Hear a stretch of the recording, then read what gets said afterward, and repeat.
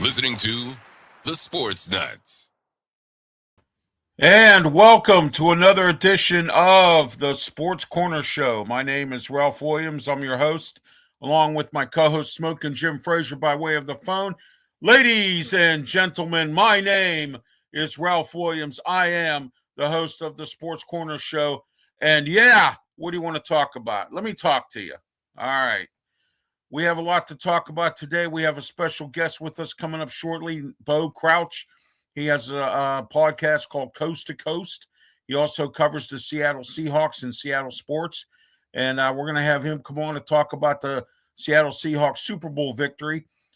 Today, we were supposed to have Steve Baldessari, who covers the New England Patriots, but Steve could not make it today because of technical reasons. He could not be on air with us today. So, Steve, I hope you get your technical problems straightened out, and he'll be on at another time. And later on today, the final ever, the fake Mike Tomlin press conference. We're going to have that coming up later on as well, and a whole lot more right here on the Sports Corner Show. And then stay tuned at 5 o'clock for Wrestle Talk with me, Ralph Williams, and Smokin Jim Frazier. We got a lot to talk about there as well. WWE, big news. Somebody from the Division is not going to be around for a while, and we'll talk about that and a whole lot more coming up for Wrestle Talk. So stay right here. We're on the Sports Nuts Network. We're also on the YouTube, Facebook, and Twitter X platforms, and we're also on the air on these following radio stations: 95.5 KFCE in Terrell, Texas, TigerNation.com, Texas, Oklahoma, and Missouri.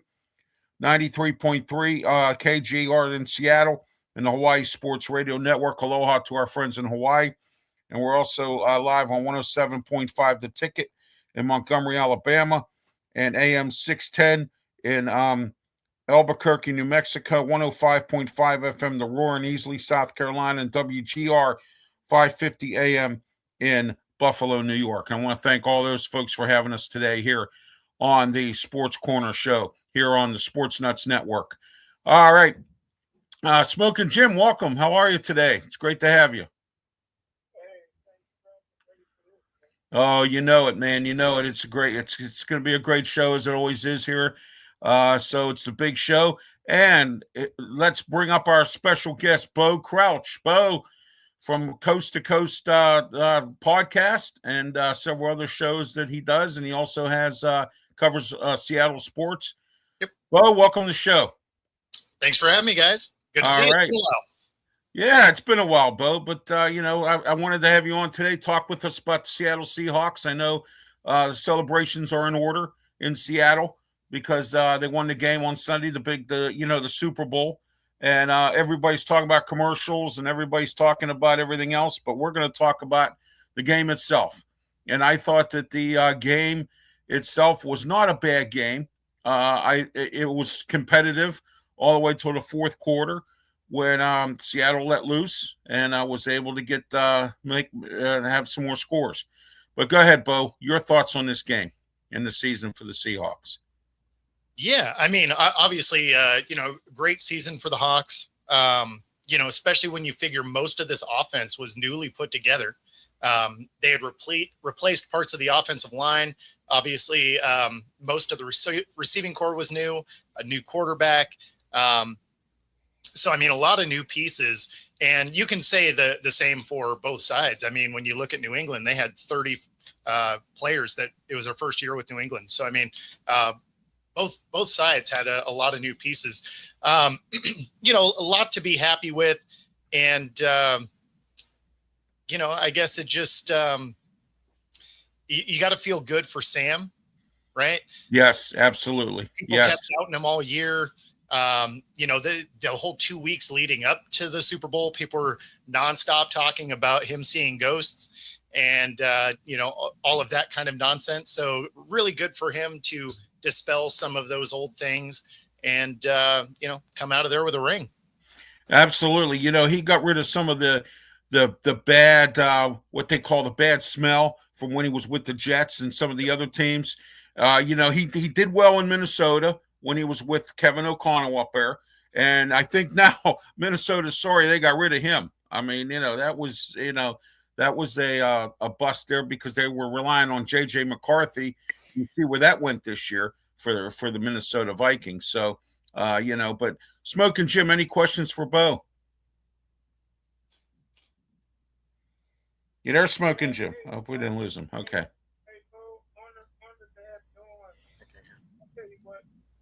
It don't get any easier for Seattle Seahawks moving forward. That division is just incredible with the talent in the division, the innovative coaching with the Rams and San Francisco 49ers. Do you see Seattle maybe taking a step back next year, maybe not even making a playoff because of how tough their division is?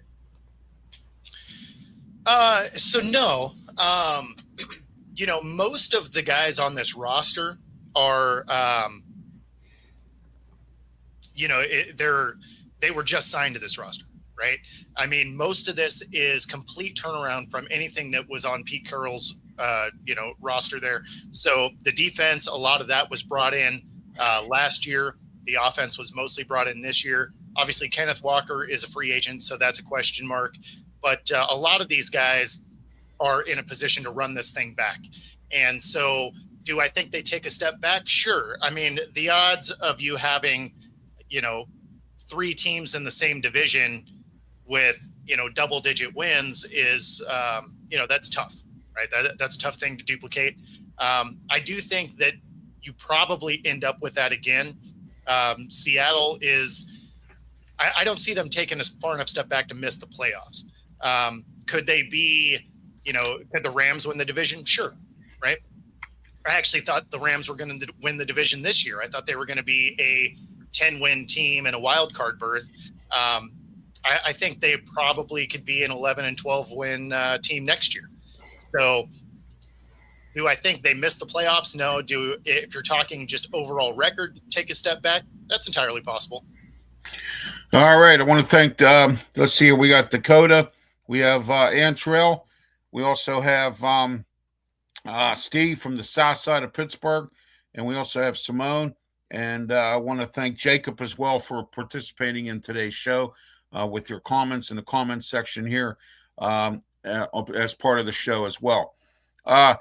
Bo, Smokin' Jim reiterated, and now you have, Arizona has a new coach and Mike LaFleur.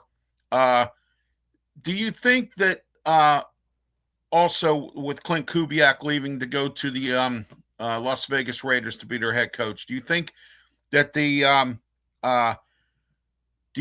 Seattle loses a step on offense, or are they going to move somebody up within the team, or how's that going to work out?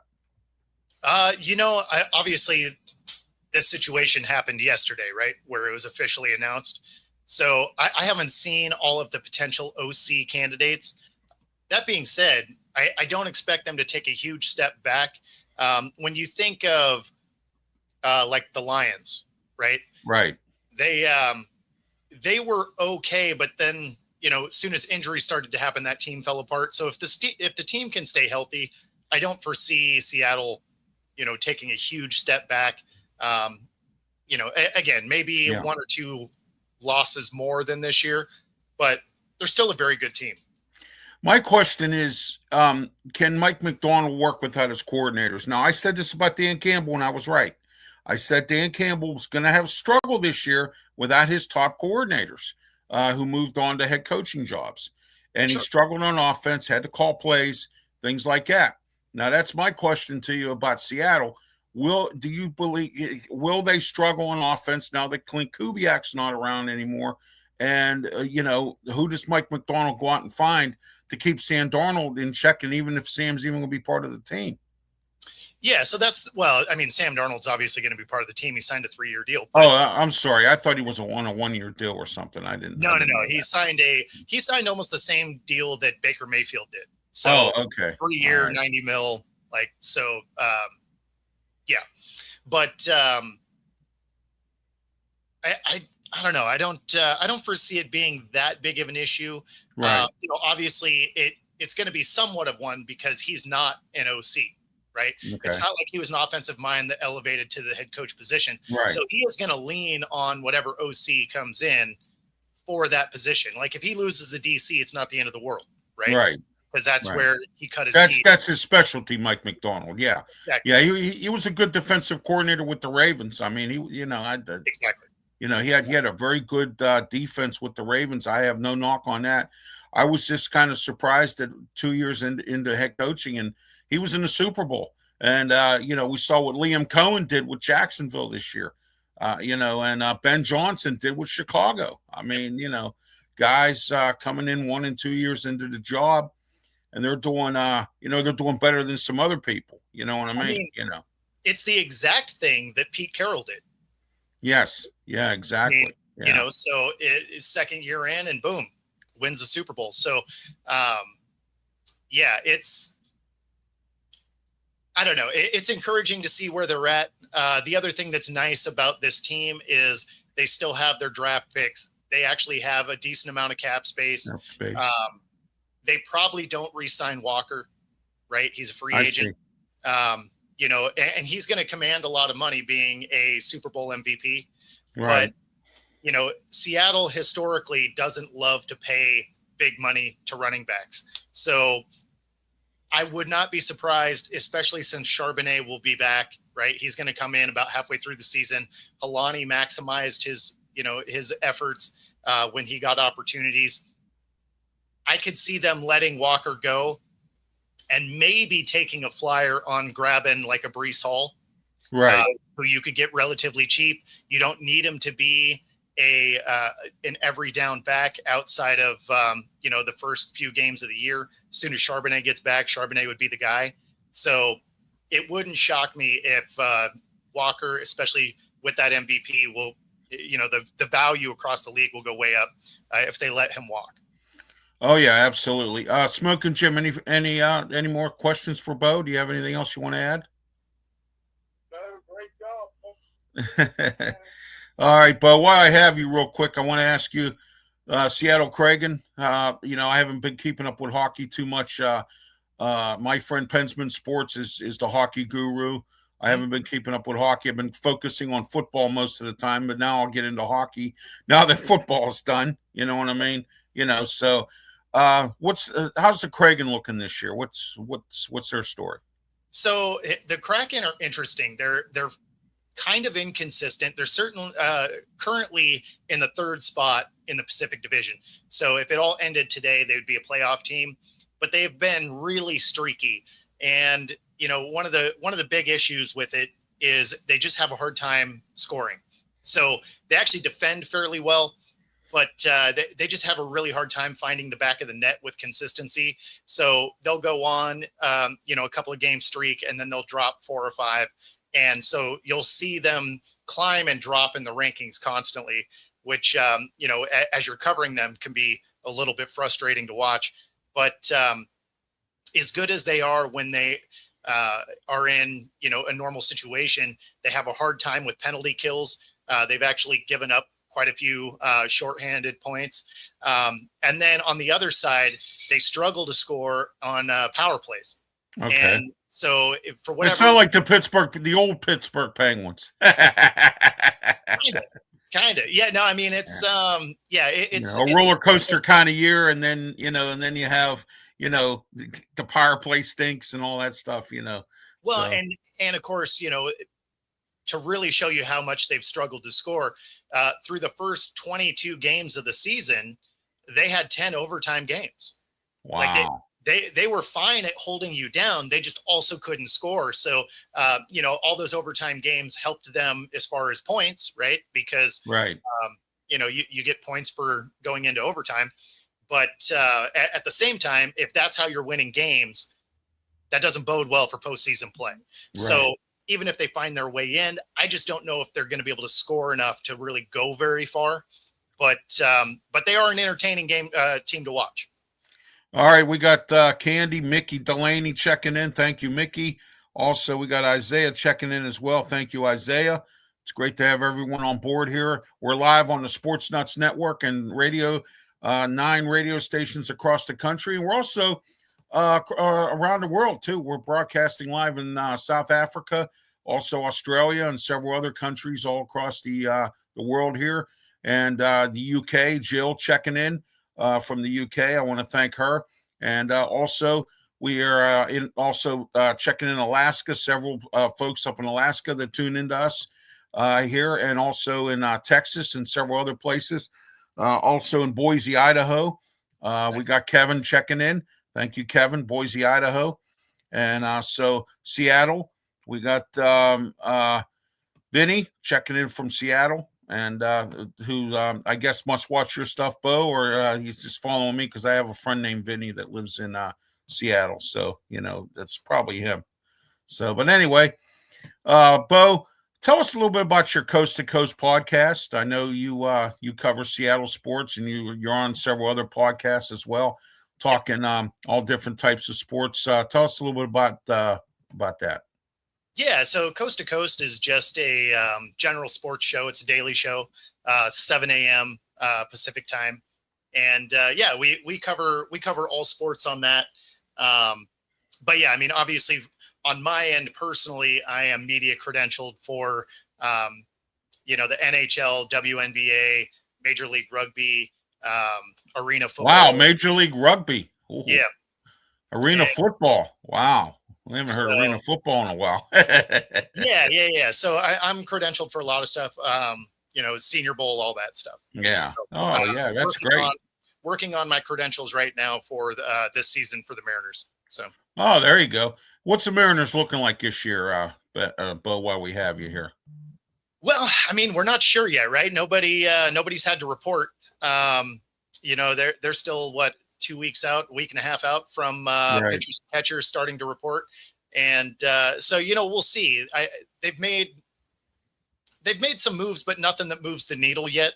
So, I'm curious to see if there's going to be any new acquisitions, maybe some people brought up from, AAA, anything like that. So we'll be watching close, but until they report, we don't really know what they have going on.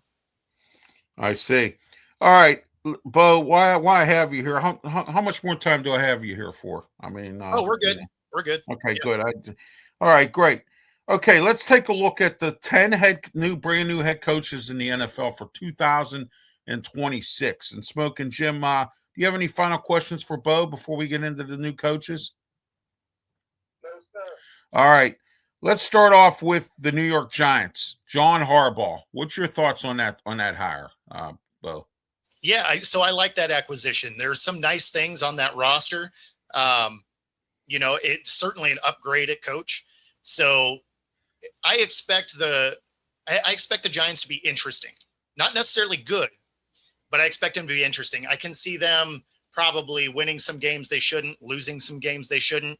The division is going to be kind of open. The offense for the Eagles haven't looked particularly good.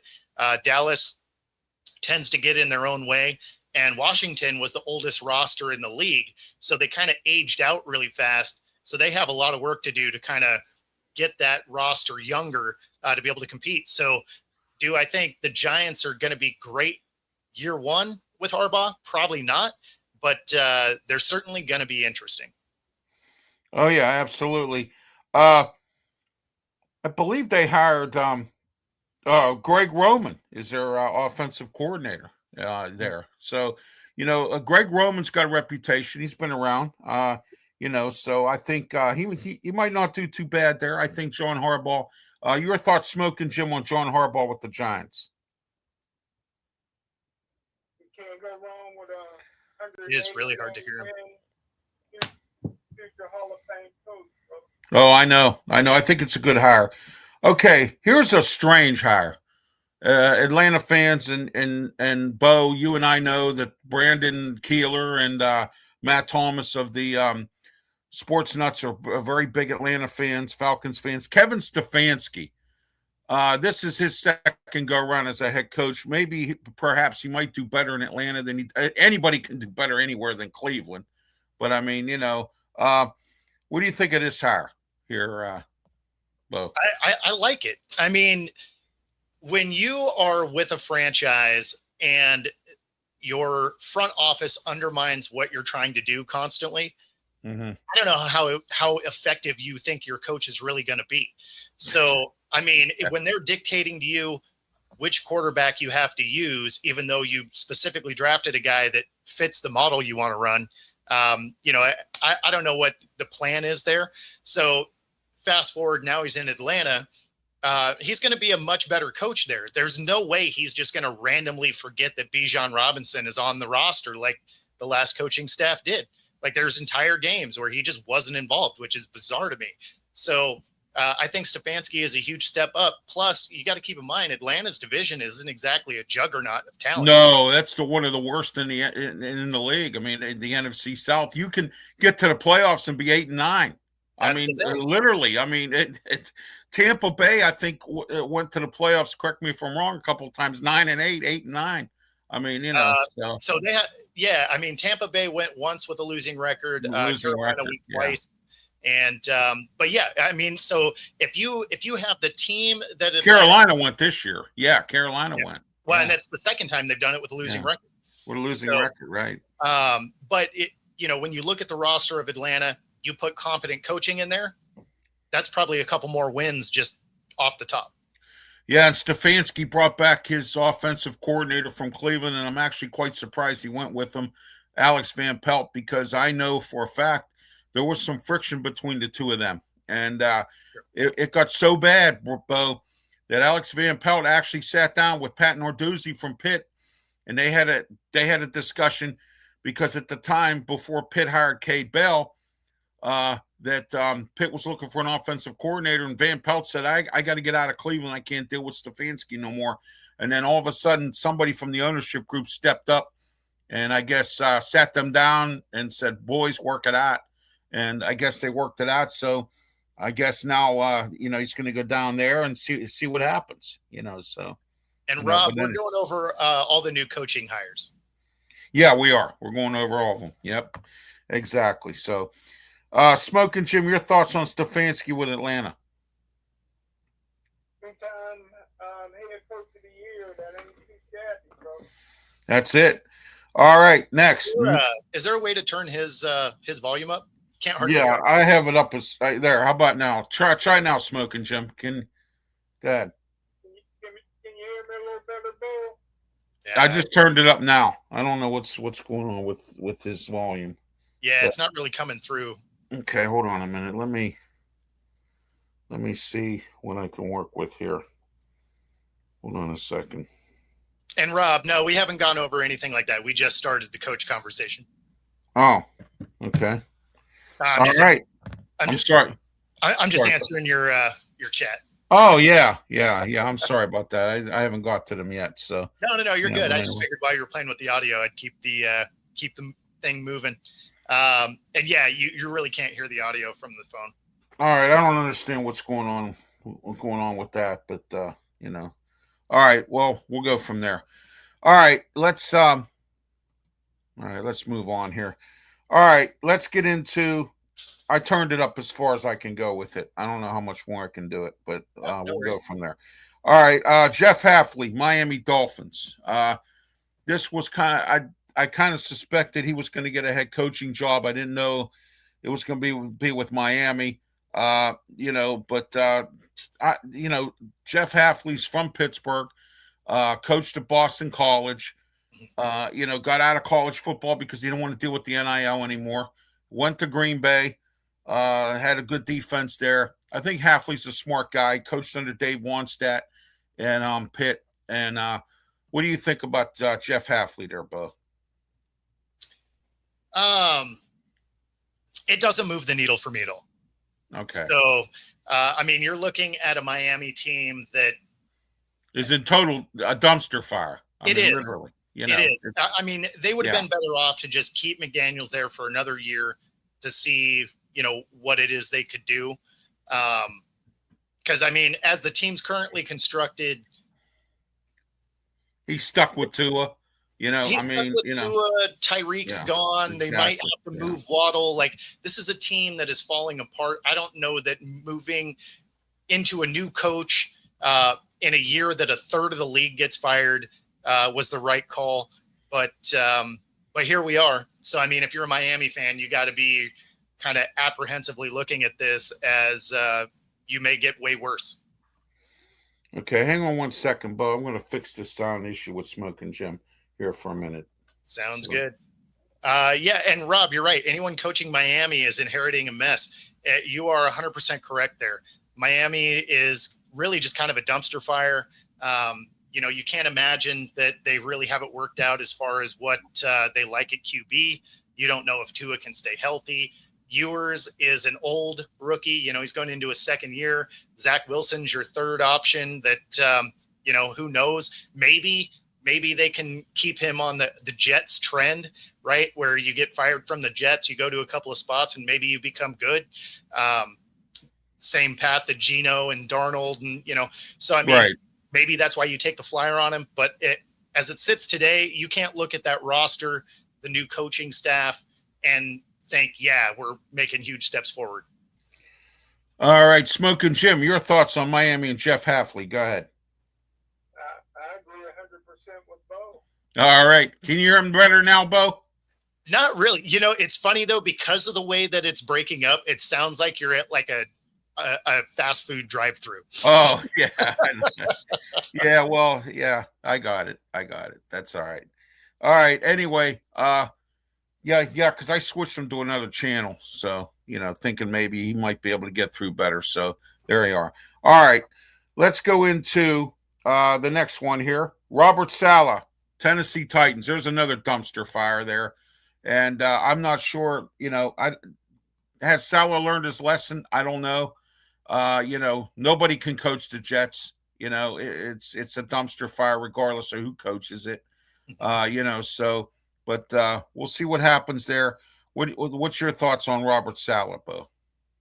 I like him as a coach. I thought he kind of got shafted in New York. And the only reason I say that is, he's a defensive coach. The offense is wildly underperforming. They, fire an OC. They demote Hackett when he went back. And the one side of the ball that was great was the side of the ball he controlled, which was the defense. The defense was fantastic the whole time he was there. They fire him. They elevate a DC, which also made no sense. And, then the defense falls apart. The Jets just do a lot of terrible things. So then he goes on to San Fran and gets the absolute most out of that potential. Out of that situation. So no, I'm happy he gets another shot at this. Realistically, if you are the head coach of a team like, unfortunately for him, he's going to Tennessee, but I was going to say Tennessee, Tennessee. the Browns, if you don't do great there, most other jobs look at it as, yeah, but I mean, no one's done great there, right? Yeah, So, I exactly. mean, you look at guys that have stopped in some of those locations and then gone on to do great things. So those few spots, if you get fired from those jobs, you'll get another shot, because no one looks at that and like, oh yeah, you probably just can't coach. They look at that and they're like, no, there's a systemic problem within the building. And I don't care how good of a coach you are, you're probably not going to succeed. Yeah, I don't have anything against women owning football teams, but that lady that owns the Tennessee Titans, after Mike Vrabel left, I think it kind of went downhill, and so it's kind of like if you ever watched the show Landman, Yep. Demi Moore is running the oil company, and she has no idea how to run it. You know what I mean? And that's where it's at in Tennessee. I mean Yeah, but I mean, that you can look at the same thing from the other side, though, from the other because side the of it too. Yeah. Irsay's are running the Colts in an amazing way. Yeah, they are, and we'll see what they do with Shane Steichen, how much of a leash they give him in Indianapolis. So all right. Next, or Smoking Jim, your thoughts on Tennessee? Go ahead. I like to hear coach. He's gonna make them tougher, man. There you go. All right. Okay, let's get into Jesse Minter, Baltimore Ravens. I think this was a good hire. As much as I don't like the Ravens, but despite the fact I live in Maryland, but I don't like the Ravens. But go ahead, Bo. Yeah, like I thought it was a curious one based on the. I don't know what happened there. You okay, Bo? I can't hear you, Bo. All right, Bo's getting his sound together there. Smoking Jim, real quick, your thoughts on Jesse Minter with the Baltimore Ravens? Bo's. There we go. I think the Ravens is gonna live to regret it. Really? I didn't know that. Wow. I thought you're not a Jesse Minter fan. I don't. It's all about the matchup. I don't like the matchup with him and Baltimore. No way I went with him. Oh. Live to regret it. Oh, okay. So it's just you don't think it's going to work. So, yeah, I got it. All right, Bo, how about you? What's your thoughts on Jesse Minter? Go ahead. I thought it was a curious hire with some of the other people available. I think they didn't take the swing they should have. Because they interviewed some guys, including Kubiak, that I think they probably should have taken before this. So yeah, I'm with Jim here. I think that may not have been a great hire. All right, how about we go with Joe Brady, Buffalo, elevated from offensive coordinator. They wasted no time hiring him or moving him up. And, so your thoughts on Joe Brady, Bo? Yeah, I think that hire showed more about the dysfunction at the top. Okay. Because nobody wanted that job. In fact, people that were entertaining it pulled out of interviewing for that to take exactly. Job, yeah. Right. Yeah. That makes you think that the top is a problem. Yeah, there has to be something wrong when you let Sean McDermott go. I mean, and I get that Josh Allen has had some injuries over the years, Sure. and whatnot, and laid an egg in the playoffs. I get that. But sometimes you got to keep going with what works. And Sean McDermott, I didn't see, a problem there, although I kind of compared him to Mike Tomlin a little bit. It couldn't get there, but had the team where it needed to be. It may have ran its course as a head coach, but when you look at other head coach quality guys that are set to interview with you and they decide, you know what, I'd rather be a coordinator than be the head coach for you, that's a problem. That's a red flag, right? So I am very curious to see what that front offices look like. Then you see the owner come out and, throw the old coach under the bus, then talk poorly about a guy that's on your roster. It's not like you traded Keon away. You're burying this guy. He's still on your roster.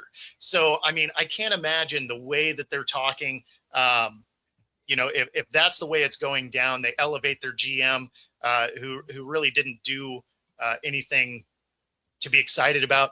Just seemed just seems like it's going to be a problem. Oh yeah, it could be. I'm not sure. I mean, Joe Brady, he's a pretty decent offensive coordinator. I'm not exactly sure what he is as a head coach. We haven't seen anything out of him for that, so we're going to find out. It's going to be a learning curve, and we'll see where Buffalo goes with that. Smoking Jim, Joe Brady, go ahead. I agree 100% with both. There you go. All right. Okay. Excuse me. Oh my! Wow. The Cleveland Browns and Todd Monken. Oh, excuse me. I'm sorry. I can't get that out. It's so bad in Cleveland. Yep. All right. Todd Monken, Cleveland Browns. I got to do one of these, Bo. Yeah, I mean, that's the thing. Does it even matter who's coaching that team? I mean, it just, they go through coaches, they go through quarterbacks. I mean, they came out and said that they're going to give Deshaun Watson a real shot at getting that starting job. I mean, you can't walk into that job thinking, you know what, I'm going to be the difference here. I mean, you probably do in the back of your mind, and then you get in the building and you're like, well, I mean, at least they're going to fire me and I'm still going to get paid. Like that. That's all I can think of. Yeah. Well, Jim Schwartz wanted that job and they didn't give it to him. He wanted it. I mean, who wants that job? I mean, yeah, exactly. I mean, if you got prominent guys walking away, and let's be honest, the defense was the only shiny spot of this team. Exactly. So, I mean, this is it's all bad for Cleveland fans. But on the plus side, at least they're used to it. Oh yeah, absolutely. Excuse me, Smoking Jim. Your thoughts on?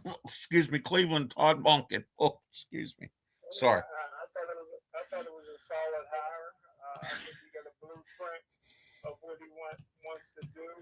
It may not be successful, but he's coming in with his blueprint. He's a solid guy. Might be a Bridger coach, a guy that's there 4 or 5 years for they elevate maybe somebody off his staff, but I think the hire was solid. Yeah, we'll see what Todd Monken's made of. So he's been a college coach, so we'll see what he does.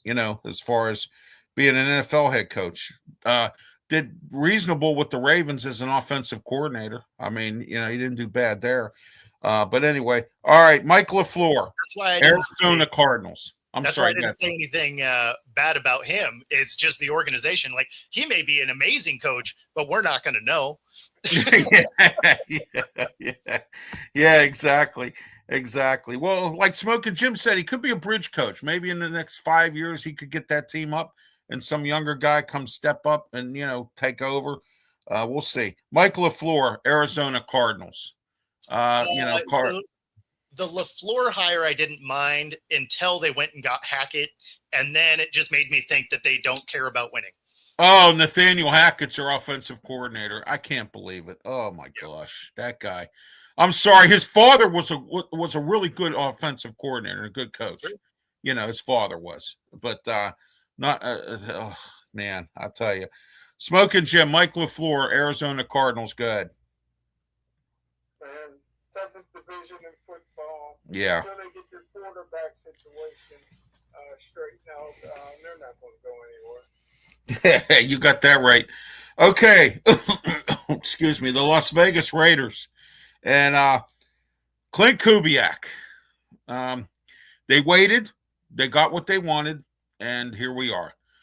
Clint Kubiak. Do you think he follows in his father's footsteps and does a well of a job, or do you think that it's going to take him time to build this back up? The Raiders have been on a downfall for a long time here, so it hasn't been just recently. So they've made some bad hires there too. But go ahead, Bo. Yeah, I actually like this. If you're a Raiders fan, you're coming into a year where Kubiak's coming off winning a Super Bowl. The offense was the third best offense in the league. Then you go and you have the number 1 overall pick. You have the second most cap space. You have Crosby, and if you keep him, awesome. And if you don't, you're going to get at least 2 number 1s for him. You have 2 really great tight ends, a running back.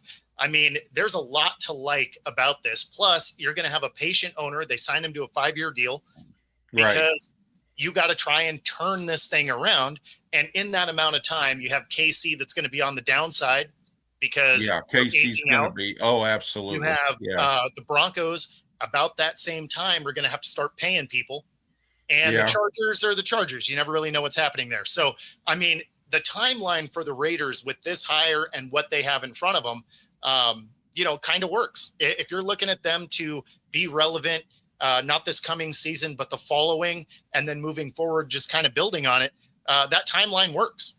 Well, I got to say this: if Justin Herbert doesn't do better with Mike McDaniel there as offensive coordinator, then there's a problem there, obviously, because Mike McDaniel's a good offensive mind, and I think he'll be able to get Justin Herbert where he needs to be to finally get over the top with him. You know what I mean? As far as that goes, Kellen Moore was there too. But we'll see. I don't know. We'll have to wait and see on that one. Smokin' Jim, Las Vegas, Reyes, Clint Kubiak. Well, Justin Herbert put up some of the greatest numbers in NFL history from start till now. Just because he can't beat Kansas City doesn't mean he's been a flop. But I think that it's going to be boom or bust with the Raiders. They're going to have to ride it out with the first pick overall. Yeah, Mendoza. If he's a boom, then that's a successful hire. If he's a bust, it's going to set the program back. He could be the next J.J. McCarthy. Who knows? You just never know. You just never know. And but they got to put all their eggs in the quarterback basket, and let's see where it goes. And again, the Raiders play in a pretty tough division. Yeah, they do. They do. You're exactly correct. Okay, last but not least, and I didn't forget, Mike McCarthy, Pittsburgh Steelers. Bo, what's your thoughts on Mike McCarthy? Hey, Steeler fans are going to enjoy their first losing season in quite a while. Unfortunately. Smokin' Jim called, and I called this one. We wanted Mike McCarthy. I wanted Mike McCarthy. I wanted Brian Flores for this job. That's what I wanted. I mean, no matter who got it for this year, they were destined to have a rough year because you have the most expensive, underperforming defense in the league. They just really didn't. They really didn't fulfill the bill. You have quarterback questions still, right? You don't know if Rodgers is going to come back. You don't know if they're going to try and roll with Mason Rudolph. Like, you have no idea what that is. You have one wide receiver who is a problem. And we got to see him firsthand in Seattle. Yeah. I was telling Seattle fans that we should let him go 2 years before we did. And so, unfortunately, there's just a lot of chaos in this particular year's Pittsburgh Steelers. So I expect them to be like a 7 or 8 win team as they try and figure out what it is they're moving forward. But McCarthy doesn't move the needle there at all because the roster just isn't that good. Yeah, well, my opinion is there are a lot of overpaid guys on defense that they probably need to ship out and get some draft picks. Either that or get some type of a reasonable player that's willing to come in here and play. They have Nick Herbig, at linebacker. They need to do something with him because he's getting disgusted. He wants to play. And, he's already made it known. He's already spoke up. He wants to play. And they got to do something here. They've got too much money involved in this defense, as you mentioned, and it's underperforming. It's been going on for a while now. We'll see what happens with Patrick Graham as the defensive coordinator. Whole different setup. And from what I've heard, Queen wants out and Cam Hayward retired. So, I mean, like you got there's so many questions and holes in this roster that unless you just, pull a rabbit out of the hat, I don't expect them to be a 1 year fix for this team. Yeah, I think Queen wants that because I believe that Queen probably thinks that, he's not going to get away with what he got away with Mike Tomlin. A lot of these guys came because of Mike Tomlin, to the team, I want to play for Mike Tomlin. And that's what happened there. And that could be the case. I mean, and if he wants out, that's fine. Goodbye. Toodaloo. You know what I mean? I mean, first couple when good teams get rid of players, there's a reason for it. And when Seattle traded DK Metcalf to the Steelers, there had to be a reason. And I mean, there you go, right there. We saw it. 2-game suspension cost the team, and he was the man. I mean, the only man. You know what I mean? And so we saw that Patrick Queen. The Ravens maybe were right about him not being. They overpaid him there, and then he comes to the Steelers, and he had a somewhat of a reasonable year this year. TJ Watt's making what he's making, and Cam Hayward's the only one that's really done anything, pretty much. You know what I mean? Queen was fantastic with the Ravens, right? And he had an okay year with you guys. He actually was slated to be a Seahawk, and then decided to go to Pittsburgh. I bet he's kicking himself for that decision now. Yeah, yeah, that's probably why he wants out too. You know what I mean? You guys are definitely in a rebuild now, so there is that. To answer Scott's question there, the best QB fit, this is going to sound weird, but because you're rebuilding and you could use a bridge guy, and of course, Rudolph's not that guy, right? Is if you spend a little bit of money on the interior of the offensive line and you get a cheap Derek Carr, because he wants to come out of retirement, that could be interesting, because he is a good passer of the football. He puts up a ton of yards. I mean, when you think of his time with the Raiders, his numbers actually weren't horrible. It's just the Raiders defense was god awful. And so if he ever made a mistake, it was an automatic loss. And so if you're looking at a bridge guy that you could get cheap, especially in a prove it type of deal, because he's coming off of this injury, a Carr could be interesting. Oh, yeah. Somebody said Wilson. Oh, no, Russell Wilson. No. I'll be surprised if he's not in the booth next year. I don't know.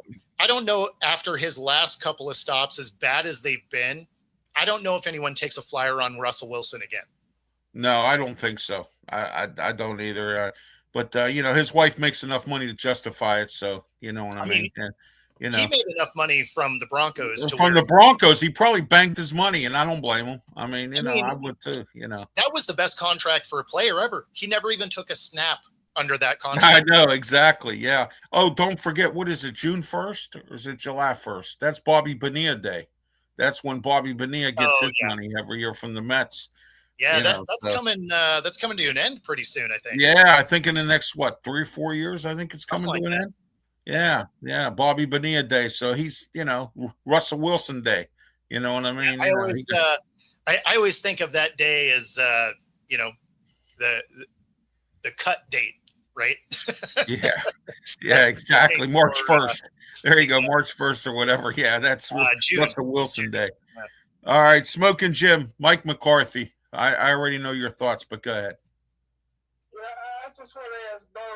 Bo, what were you guys seeing in Seattle with DK Metcalf that raised the red flags for you guys? Okay, so for everyone that's listening, if you couldn't hear him, he asked what raised the flags for DK. So the biggest thing is, he has a ton of talent, right? Like he's a physical monster. I found it weird that people kept comparing him to Megatron, and I know it was mostly because of his stature, right? Like he's just a big physical guy. The problem is he doesn't play like Megatron. So when you look at his actual skill set, he's Des Bryant. He plays go balls really well, has contested balls really well. Soon as it is a route combination, you have to make some of the easier catches. He tends to drop those. He runs lazy routes. But then the biggest part of that is every year he was in the league, he kept getting more and more after the play, unsportsmanlike penalties. And those are absolute drive killers, right? So, I mean, they can kill drives. One of the worst examples of that was 2 years ago against the Bengals. He play is long since over, and he just shoves their corner to the ground, gets a 15-yarder. We end up losing that game because of that drive. And, he just kept having more and more of those situations. So, I had been saying, hey, let's get him out of there. And Steelers fans like, oh, we got one over on you. And then DK goes off and punches a fan and gets suspended for a couple of games and all of that. So, I mean, unfortunately, he is easy to rattle. Guys can get under his skin, whether it's a defense, whether it's a fan base, doesn't really matter. He tends to be more of a liability than the talent he brings. Yeah, I'm sorry. Robert makes a good point here about DK makes tough catches, easy catches, but Robert, he drops a lot of balls too. He dropped a lot this year. So his second part of that probably was meant to say can't make the easy catches. Can't make the easy catches. Yeah, well, there were a few that he didn't make exactly. Yeah, so, like they'll be right in the numbers, and he'll drop those. Oh yeah, absolutely. All right, Bo, thank you for being part of the program. We're gonna be moving on here. We got to get to the fake Mike Tomlin press conference, and then we got our wrestling show at 5:00. So, Bo, thanks for being part of the program. Smokin' Jim, any final thoughts or questions for Bo? Bo may be the best guest we ever had. Great job, Bo. All right, thank you. All right. Thank you, Bo. Appreciate it. Have yourself a great one. And check out Bo's Coast to Coast show on YouTube and some of his other broadcasting. And thank you again, Bo, and have yourself a great one. And please stay warm. It's actually beautiful here in Seattle, so that is nice. Thanks again for having me on. Always fun to hang out. Take it easy, guys. Have a great one, Bo. We'll have you on again. Thanks. All right, that was Bo Crouch from Coast to Coast Podcast. Smokin' Jim, your thoughts on Bo, and we're going to get to the coming up the fake Mike Tomlin press conference. Bo did a great job, man. He's knowledgeable, like you said, from coast to coast, and there is a lot of professional teams in Seattle, which I didn't know they had that much. I mean, you mentioned the arena football and some other things, man. But wow, Seattle is a happening place, man. Congratulations to the Seahawks, and congratulations to Bo for the extended knowledge, man. All right. We'll be right back in 1 second here. And RW Media Productions presents the fake Mike Tomlin press conference, the very last fake Mike Tomlin press conference. Coach Tomlin here is going to be announcing that he is stepping down, and that this is the only other press conference that he's had. He actually sent out a statement when he stepped down. So here's the fake Mike Tomlin. Thank you. I'm here today to announce that I am stepping down as the head coach of the Pittsburgh Steelers. I'm going to miss the guys. I'm going to miss the collective. A few times we got caught with our slip showing. And, it's just, grapes turning grapes into wine. And, we just, there's some things that we just didn't accomplish. And, I want to spend more time with my family. And I'm going to come out and do something I don't normally do. I'm going to admit that I gave up on this team, and the players gave up on it too a little bit as well. I'm going to throw them under the bus right now. But anyway, so I'll field a couple questions here. The guy here with the Kango hat, go ahead. Hey, Coach Tomlin, great 19 years. You're stepping away. Could it be like any given Sunday when you come back and you coach against us with the Cleveland Browns?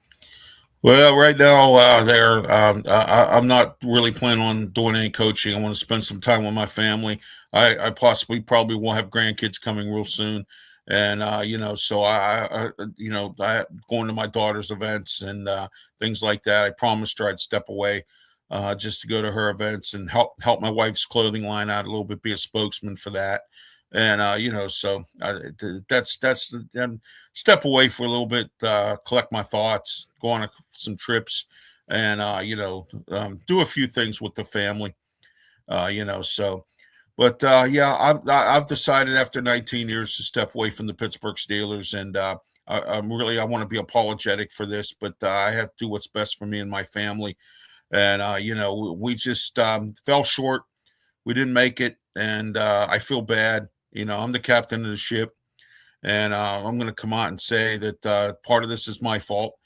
But, we had some players that let us down, And and we just weren't the collective this year, and too many times we got caught with our slip showing, and we couldn't turn grapes into wine, and we didn't spend enough time in the laboratory, and just a few of the things that we didn't do here with the Pittsburgh Steelers. But maybe someday I'll see the Steelers on the other side, and we'll see what happens. But thank you, and it's been a pleasure. All right. That was the fake Mike Tomlin press conference, and it was great to hear from the fake Mike Tomlin as he stepped down as the coach of the Pittsburgh Steelers. This is the very first time he's actually made a statement because of the fact that he didn't make any kind of statement. He just sent out a written statement. He didn't, hold a final press conference announcing he was stepping down like Bill Cowher did, Chuck Noll did, and some of the other ones. But Smokin, Jim, your thoughts on what the fake Mike Tomlin had to say? I'm glad we finally heard from the coach. Yeah, exactly. Yeah. I thought it was BS that he didn't have a press conference, but I wanted to present to him. I didn't get a chance to, but I wanted to present to him the last ever Pittsburgh press. Post-Gazette. Oh, yeah, there you go. Hey, you know what? Bill Cowher gave him a can of Iron City beer. And you know what's funny? He kept it on his mantle and never opened it. Well, actually, that was passed on from Chuck Noll. Chuck Noll, yeah, to Coach Cowher, yeah. Now, Coach Cowher to Mike Tomlin, and I'm sure Mike McCarthy drank it. No, not at all. Not at all. So, all right, Smokin' Jim, any final thoughts before we wrap things up here today? I want to let everyone know the USA is up on Canada 5-0 in the hockey game in the Olympics. And I also want to send my prayers out to Lindsey Vole, who the downhill skier who crashed and burned. She had some injuries, and sad to hear that she crashed and burned. And so it was just a crazy situation with her. She had an ACL tear, and she was wearing a knee brace to begin with, and she fractured that ACL leg again and had to have emergency surgery. But I want to send my prayers out to her family as well, and I want to congratulate her for her wit and courage to come into this. I used Kurt Angle as an example of this. Kurt Angle went in, he wrestled with an injured neck, and he won the gold medal. Lindsey Vaughn was trying to do the same thing, and, Lindsey Vaughn just couldn't do it. And, sometimes you come up short like that, but I got to give her credit where it's due. At least she participated and did try with an injury to do this. All right, Smokin' Jim, any final thoughts here before we wrap it up and get ready for Wrestle Talk? Well, that was great what you said about Lindsay. I thought that was a selfish act for going. I know you compare it to Kurt Angle, but he was 21 years old, never been to the Olympics. She had a lot of Olympic experience. She's 44 years old. Yeah. We knew how it was going to end. There's no way a doctor should allow her to go ahead and be a downhill skier with that knee injury. But again, I thought it was selfish on her part. I thought that the doctors did a very poor job. There's no way she should have been cleared. She could have got killed, man. Yeah, oh yeah, I know. Crashing like that. Yeah. This ain't evil from evil, man. No. This is the Olympics, and no doctor should have been able to clear her. Yeah, I'm surprised the Olympic committee doctors or somebody with the Olympic doctors didn't step up and say, you can't do this. You know what I mean? And you are right about that. Perhaps maybe the Olympic committee or the Olympic doctors or whoever's in charge of this medical situation kind of laid an egg here a little bit. I didn't think of it in that perspective, but I'm glad that you brought it to my perspective on that. I think you're right. I think the Olympic doctor should have said, sorry, you just can't do this. It's not going to work. You're not cleared, but I did use Kurt Angle as an example because he did it with an injured neck, but you're right. she's double the age of Kurt Angle. She's 44 years old. Kurt Angle was 21. So I mean, it's a whole different age difference. She's been to Olympic competition. She's been doing this for a while, and she's had some injuries too. So, all right, Smokin' Jim, we're going to wrap it up right now. It's time to close up the show. Thank you for watching and listening on our radio station affiliates as well. And until next Tuesday, for Smokin' Jim Frazier, I'm Ralph Williams. Stay tuned. Coming up next, Wrestle Talk with myself and Smokin' Jim Frazier. And we'll be back shortly for Wrestle Talk. So stay tuned right here on the Sports Nuts Network, YouTube, Facebook, and Twitter X. Have a great one. Thank you for watching and listening, and please be safe. Thank you.